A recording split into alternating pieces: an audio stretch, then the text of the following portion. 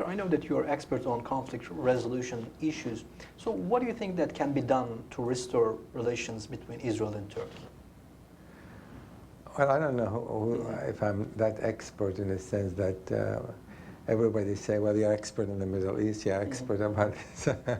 Our expertise... But you worked on many conflict resolution issues. Well, that's what I teach also, conflict resolution. But, you know, in my view, there is no reason, real valid reason today, that Israel and Turkey should not restore full relation, diplomatic relation, almost immediately. Both know that they need each other. They have collaborated. Remember, Turkey was the first country that recognized Israel. Some say, well, Iran actually was the first by a couple of days.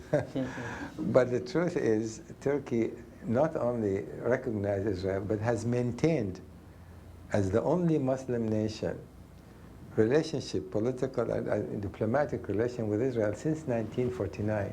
That's a very, very significant. And the Turks take a pride in the fact that that was the case.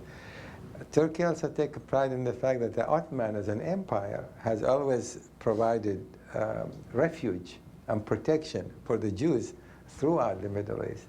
This was something that the Ottoman and the Turks today still talk about it. So the relationship between Israeli/Jews and Turkey or the Ottoman have always been a good one and a good relationship. So there is no reason why this cannot be restored. Now, in terms of what do you do with the current situation, I must tell you we have been working on this for the last 2 years, almost non-stop. And it is almost incredible to believe, it's impossible to believe that for technical reason, very minor reason, that the two still don't agree. Partly comes from personalities of Erdogan and Netanyahu. Partly comes from the Israeli perception of what Erdogan is all about. I mean, there are many Israelis who say he's Islamist. No matter if we apologize, we don't apologize, it's not going to help anything. He just made a strategic move toward he wants to be a leader of the Arab world. He has to do so at the expense of Israel. He wants to be popular in the Arab street, so he has to do something against Israel. Many Israelis believe that.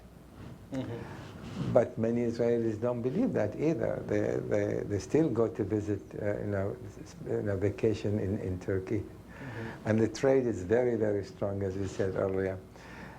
So as long as you have that kind of foundation, the likelihood it can be resolved. I think Syria offers a great opportunity for the two countries to come together. I had many conversations and talks between the leadership on both sides, specifically last few months, because I'm saying, look what's going on in the region. You have an obligation now to start talking and get over the Marmara event. And we're trying to fashion some kind of language for Israel to apologize and get on with the business.